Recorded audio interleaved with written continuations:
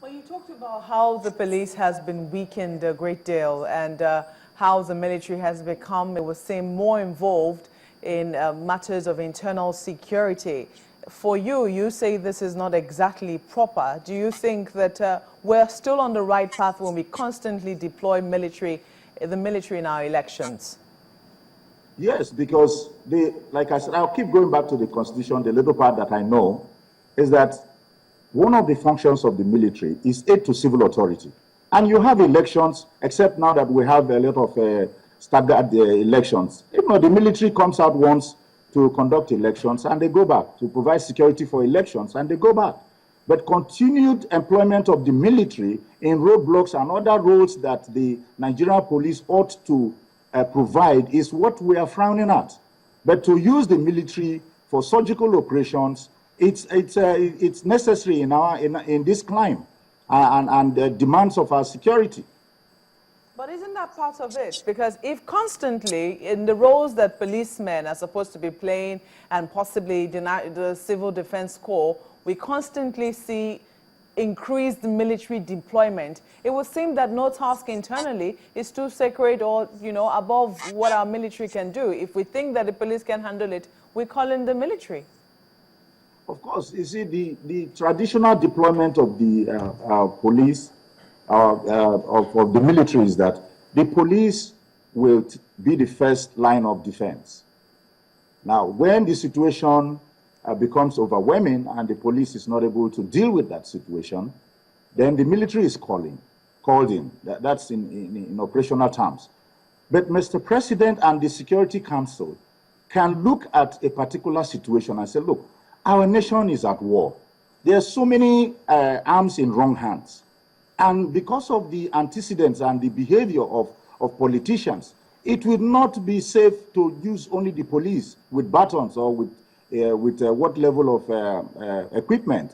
And therefore, the military should be on standby to provide additional strength to the police. I mean, what is wrong in that? The military, even though it's aid to civil authority, still has its modus operandi. It still has its rules of engagement because they are more professional, and their presence is like a deterrent to miscreants and people who want to foment trouble, and that is what should be achieved. Now, what would be better, or what is better?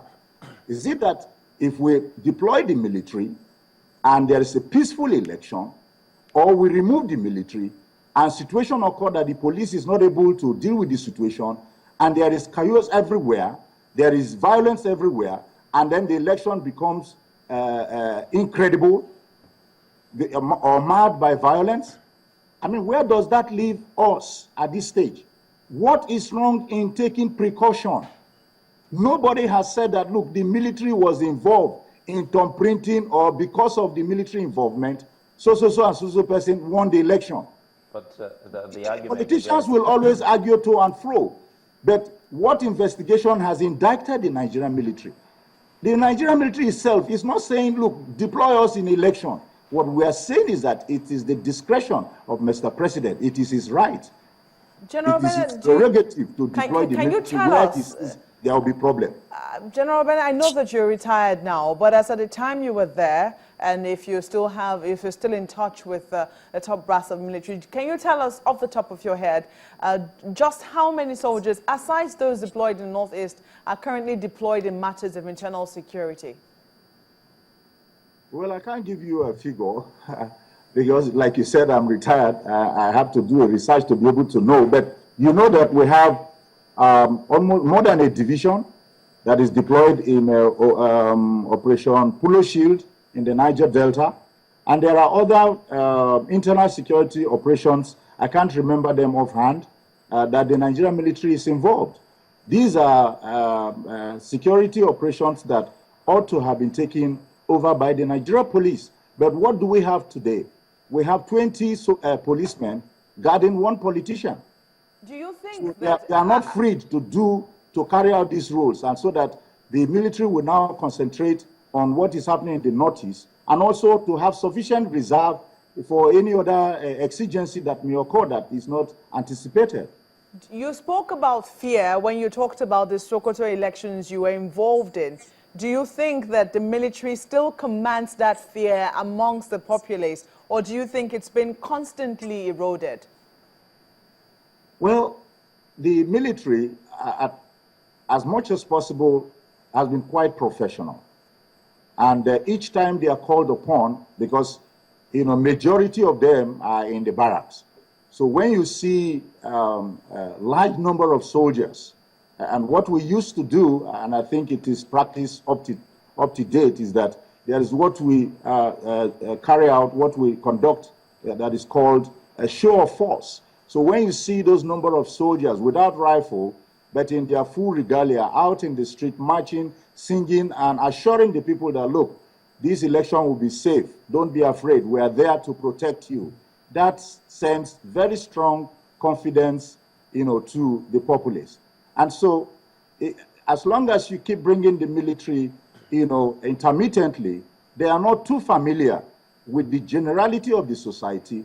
Their respect and their decorum or whatever is still intact, unlike the police that live within the society and are so very frequently interacting with the general public.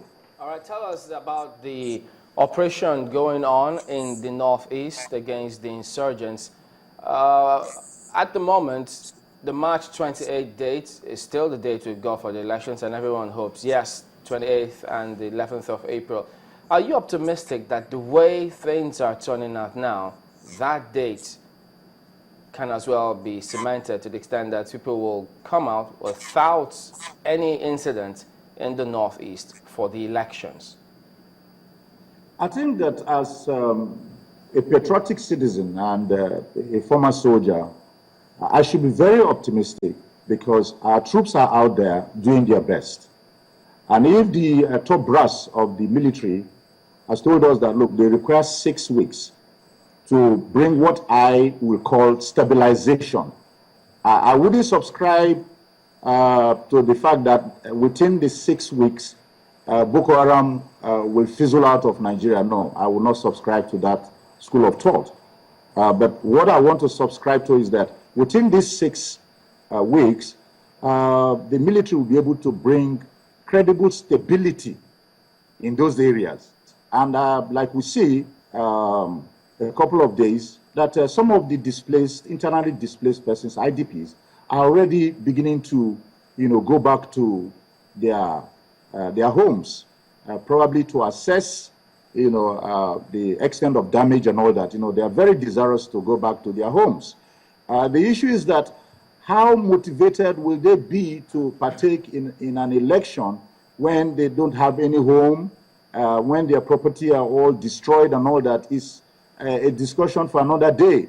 But I think what the military is trying to do within these 6 weeks is to bring about stability, confidence building mechanism that the internally displaced persons can return, you know, to those places. But INEC has a lot of work to do to be able to know if those people who returned still have their PVCs, the controversial PVCs and all that.